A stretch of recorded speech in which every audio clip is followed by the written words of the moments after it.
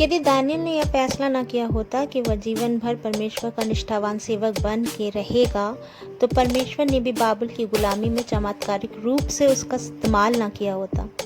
हमारे परमेश्वर के प्रति सेवा हमारी भक्ति और आस्था पर निर्भर करती है।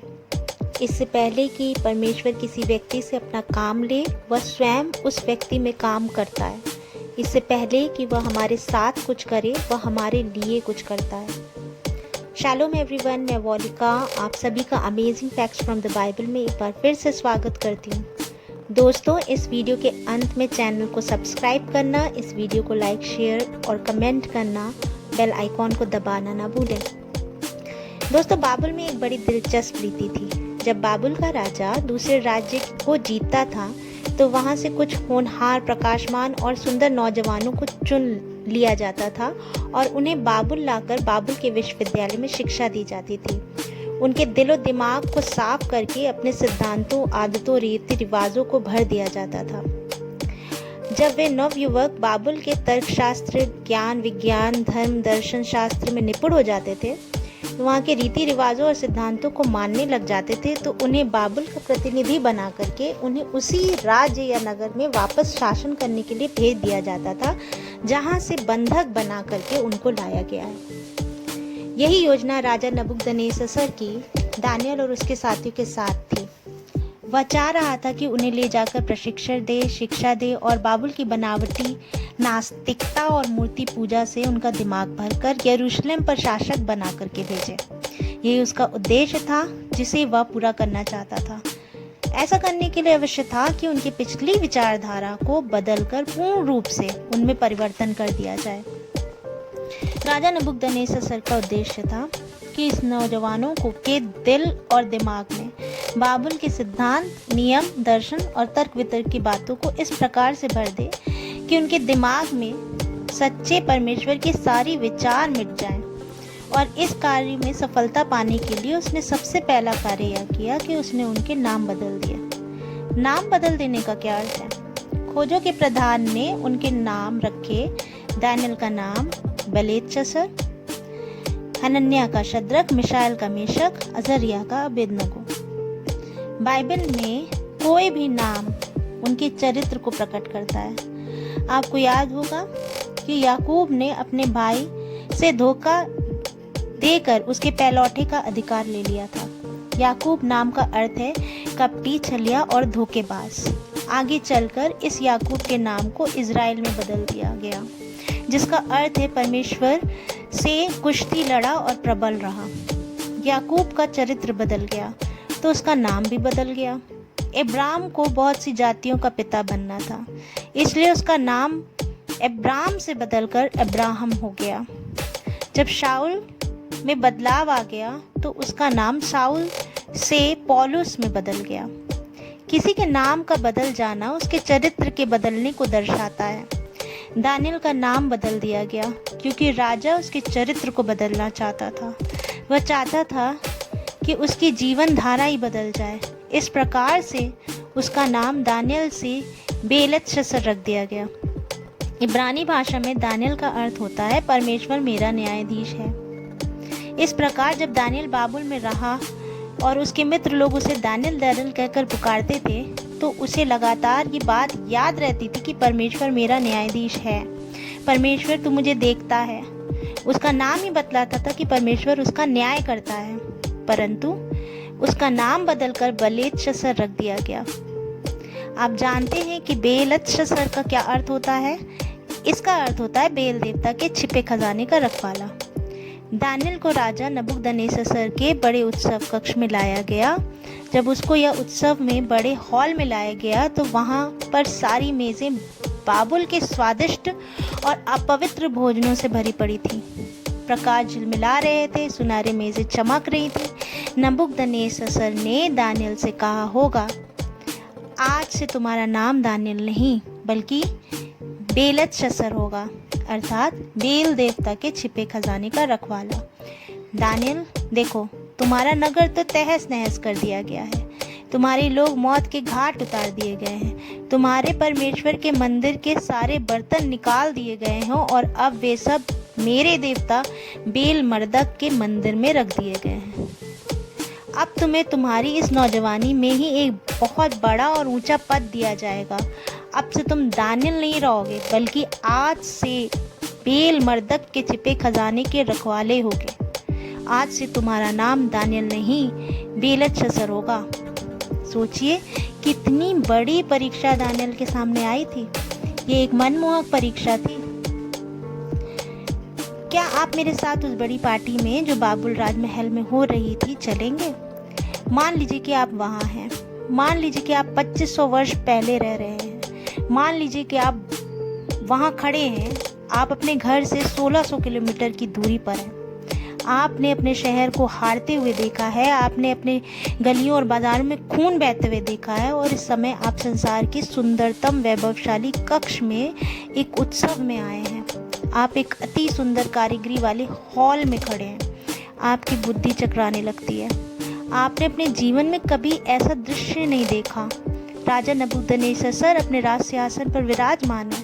हर प्रकार के स्वादिष्ट व्यंजन मेज पर लगे हैं। शराब भी रखी है, अपवित्र भोजन भी रखे हैं।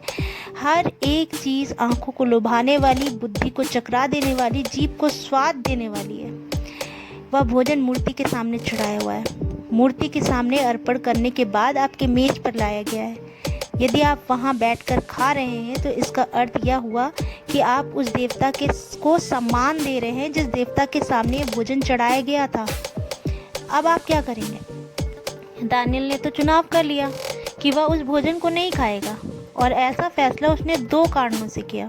पहला, क्योंकि वह भोजन मूर्ति के सामने चढ़ाया गया था और उस भोजन में से खाना मूर्ति पूजा का हिस्सा है। दूसरा, उसने फैसला किया कि वो उस भोजन को नहीं खाएगा जिसका प्रभाव उसके दिमाग पर, सोचने समझने की शक्ति पर, ज्ञान पर, न्याय करने की शक्ति पर पड़ता हो। उसने निर्णय कर लिया था कि वह अपवित्र भोजन को कभी नहीं खाएगा, क्योंकि वो भोजन उसके स्वास्थ्य के लिए अच्छे नहीं हैं। और इस प्रकार बाइबल के दानियल 1 और उसके 8वें अध्याय में जो पद है, वो पद पूरे दानियल का सबसे सुंदरतम और विशेष पद है। यहाँ पे इस तरह से लिखा है, परंतु दानियल ने अपने मन में ठान लिया कि वह राजा का भोजन खाकर, उसके पीने का दाख मधु पीकर अपवित्र नहीं होएगा। इसलिए उसने खोजे के प्रधान से विनती की कि उसे अपवित्र ना होना पड़े। आजकल एक बहुत ही प्रचलित विद्या या शिक्षा अथवा रीति कह लीजिए चल पड़ी है, जिसे अवसरवाद शास्त्र का नाम दिया गया है। क्या आपने किसी से ऐसा सुना है? इस विषय पर बहुत सी पुस्तकें लिखी गई हैं।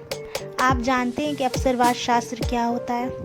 यदि दानियल अवसरवाद शास्त्र पर विश्वास करता तो उसने सोचा होता या कहा होता, हो सकता है राजा नाराज हो जाए, वैसे भी कई सप्ताहों से स्वादिष्ट भोजन नहीं खाया, या तो एक गिलास शराब की ही बात है। ऐसी छोटी छोटी बातों पर कौन ध्यान देता है? मैं सोचता हूँ कि उसे खाने पीने से कोई बुराई नहीं है। जो अवसरवाद पर विश्वास करता है उसका कहना है कि सही गलत का कोई मानदंड नहीं होता, बल्कि व्यक्ति अपनी चाहत के अनुसार हर अवसर पर अपना फैसला ले लेता है। उसके व्यवहार की अगुवाई अवसरवाद करता है। उदाहरण के लिए, व्यक्ति अवसरवाद के सिद्धांत पर विश्वास करता है और कहेगा, यदि तुम गरीब हो तो तुम्हारे पास कोई भी पैसा नहीं है और धनवान सेठ की दुकान तुम्हारे घर के नीचे गली में है, तो आप जो है उस दुकान से चावल का बोरा उठा लीजिए, क्योंकि आप गरीब हैं और वो धनवान है, इसलिए चावल का बोरा उठा लेना उचित है। एक व्यक्ति जो अवसरवाद के सिद्धांत पर विश्वास करता है शायद ऐसा ही कहेगा।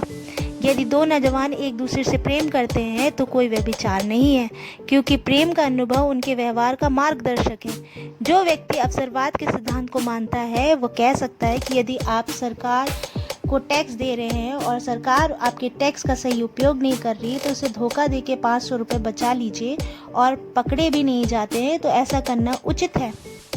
वह कहेगा अफसर ही हमारे व्यवहार पर शासन करता है। परंतु आज मैं आपसे बताना चाहती हूँ कि दानियल अवसरवाद के सिद्धांत पर विश्वास नहीं करता था।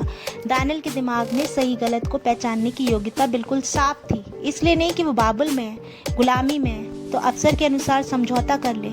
दानियल का यह दृढ़ निश्चय था कि चाहे जहां रहे अपने परमेश्वर को सदा सामने रखेगा। दानियल ने ऐसा पक्का इरादा कर रखा था, अपने मन में दृढ़ निश्चय कर लिया था। आपको मालूम है कि धारा के साथ बहना आसान है, परंतु धारा के विपरीत दिशा में तैरना कितना कठिन है। दानियल एक ऐसा व्यक्ति था जो धारा के विपरीत तैरने की इच्छा रखता था। दानियल चाहता था कि दृढ़ रहे और लोग जान लें। दानियल अपने आप को सबसे अलग दिखाता था। मित्रों, आपके जीवन में यदि आप जो हैं कहीं काम करते हैं या पढ़ते हैं और वहाँ हंसी ठट्टा होता है और अश्लील बातें होती हैं, परंतु आप भी सब में हंसते हैं, आपको मालूम है कि यह चरित्रहीनता की बात है, परंतु आप उसमें शामिल हो जाते हैं कि लोग ऐसा ना समझ लें कि आप उनसे अलग हैं, ताकि आप चारों ओर के लोग आपके साथ रहें। तब क्या होगा जब आप किसी सामाजिक उत्सव में हों और सब लोग मद्यपान कर रहे हैं, और आप क्या करेंगे? क्या यह सोच करके कि मैं किसी का दिल नहीं दुखाना चाहता या चाहती, इसलिए चलो एक प्याला पी लेते हैं, ये सोचकर आप भी उन लोगों में शामिल हो जाएंगे? अथवा आप भी दानियल जैसे बन जाएंगे? जो लोग इस अंतिम समय में जी रहे हैं, जो परमेश्वर में विश्वासी और निष्ठावान हैं, वे दबाव के आगे खड़े रहेंगे, बल्कि दबाव उन्हें और अधिक मजबूत बनाएगा। वे लोग सत्य पर स्थिर रहेंगे क्योंकि वह सत्य है और सही भी है। यही मूल पाठ है जो दानियल के पहले अध्याय में हमें सीखने को मिलता है। अकेले ही खड़े रहने की इच्छा, भीड़ से अलग रहने की इच्छा, सही बात के लिए साहस दिखाने की इच्छा, क्योंकि वह सत्य है, सच है। दूसरों की इच्छा अनुसार ना ढलना, ना गढ़ना और अवसर के साथ ना बदल जाना। इस विषय पे एक प्रसिद्ध लेखक के विचार मुझे बहुत पसंद है। संसार में यदि सबसे बड़ी मांग है तो वह ऐसे मनुष्यों की है जो खरीदे बेचे ना जा सके। आज के युग में इसका बहुत बड़ा अर्थ है। क्या ऐसा नहीं है? क्या आज इंसान खरीदे बेचे जा नहीं रहे हैं? क्या सभ्य समाज में मनुष्य अपने आप को बेच नहीं रहा है? दोस्तों, आज ऐसे लोगों की आवश्यकता है जो खरीदे बेचे ना जा सके। वे इंसान जो पाप को उसका नाम लेकर के पुकारेंगे। ऐसा मानव जो अपने कर्तव्य के ऐसे पाबंद हों जैसे ध्रुव घड़ी की सुई। वे इंसान जो सच्चाई पर अडिग रहे हैं, चाहे आकाश ही क्यों ना हिल पड़े। हमारे समाज में शायद कोई ही ऐसा होगा। आदमी जो व्यापार में ईमानदार हो, नौजवान स्कूलों में ईमानदार हो, चाहे उन्हें नकल करने का अवसर भी क्यों ना मिले, फिर भी सम्मान के लिए ऐसा नहीं करते हों। ऐसे स्त्री पुरुष जो आयकर देने में ईमानदार हो, जो अपने पड़ोसियों के साथ व्यवहार करने में ईमानदार हो, जो जैसा कहते हों वैसा ही करते भी हों। क्या आप में कुछ ऐसे ईमानदार हैं? क्या आप में कुछ ऐसे दानियल हैं? क्या कोई इंसान ऐसा है जिसका वास्तव में कोई नैतिक चरित्र है? जैसे दानियल ने निश्चय कर लिया था कि ना तो वह राजा के भोजन के गोश्त और ना ही उसके पीने की शराब से अपना शरीर अशुद्ध करेगा। आज कितने महानुभव ऐसे करने के साहस दिखा सकते हैं? दोस्तों, इससे पहले कि हम समय के अंत में पहुंच जाएं, इस संसार को एक समस्या का सामना करना पड़ेगा। बाइबल में इसे पशु की छाप कहा गया है। बहुत जोरदार दबाव डाला जाएगा कि प्रत्येक पुरुष और स्त्री, प्रत्येक छोटा बड़ा परमेश्वर को मानने वाला इस छाप को धारण करे। क्या आज आपने दृढ़ निश्चय कर लिया है कि दूसरे लोग आपके विषय में क्या सोचते हैं, इसका आप पर कोई प्रभाव नहीं पड़ता, इसका आपके लिए कोई महत्व नहीं है, बल्कि परमेश्वर आपके विषय में क्या सोचता है इसका महत्व आपके जीवन में है। आप लोगों को खुश करने वाले नहीं बनेंगे, परंतु आपके चिंतन और मनन का केंद्र बिंदु जो है वो केवल और केवल परमेश्वर होगा। सर्वप्रथम और पूर्ण रूप से परमेश्वर को ही प्रसन्न करने वाले बनेंगे। दानियल ने यह फैसला किया और परमेश्वर ने चमत्कारिक रूप से उसको आशीष दी। दानियल ने 10 दिन की परीक्षा का समय मांगा। उसे 10 दिन का समय दिया गया। दानियल ने कहा, देखो मुझे साधारण भोजन दे दिया जाए, जैसे फल, साग पात और अनाज। दानियल अध्याय 1 सच्चे परमेश्वर की हार से आरंभ होता है और इस अध्याय का अंत सच्चे परमेश्वर की विजय से होता है। बाबुल के सारे साम्राज्य में दानियल सबसे अधिक बुद्धिमान, सबसे अधिक ज्ञानवान और चतुर ठहराया गया। परमेश्वर आप सबको भी इस दानियल की तरह दृढ़ संकल्पी, दृढ़ निश्चयी, परमेश्वर को मानने वाला बनाए। परमेश्वर हम सबको आशीष दे। जय मसीह की। शालोम।